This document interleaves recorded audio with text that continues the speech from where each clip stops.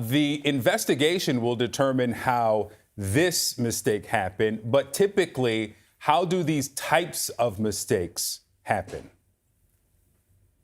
Yeah, Victor, good morning. One of the big things here is that you have a very big airspace that they're dealing with. And in that airspace, there's a lot of activity, especially when there's a carrier battle group active like there is in the Red Sea with the USS Harry Truman. Now, which is where the F-18 came from.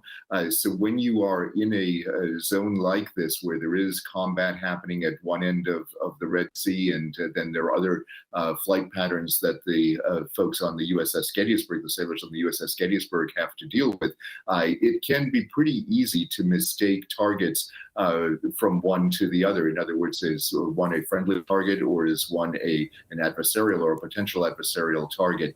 So what the investigation is going to look at is what the people, the sailors that were manning the positions on the USS Gettysburg, what they saw, what they believed was coming toward them, if in fact the aircraft was heading toward them, why they saw it as a potential hostile aircraft, and why they fired.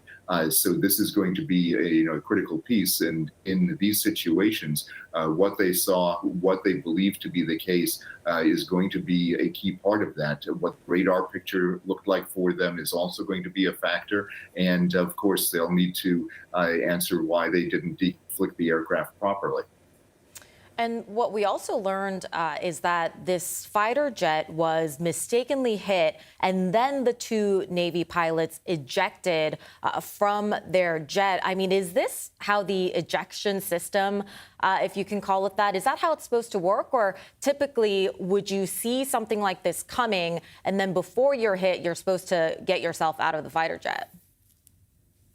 Yeah, MJ, one of the key things here is that pilots always stay with their aircraft until they can't maneuver the aircraft. So what basically happened in this particular case is not atypical for a situation like this. In essence, what you have is a missile coming toward you. If you can evade that missile, you're going to do everything you can to not only save yourself, but save the aircraft. If your aircraft gets hit, that's when you eject, and that's exactly what these pilots, these crew members followed in this particular case, those procedures.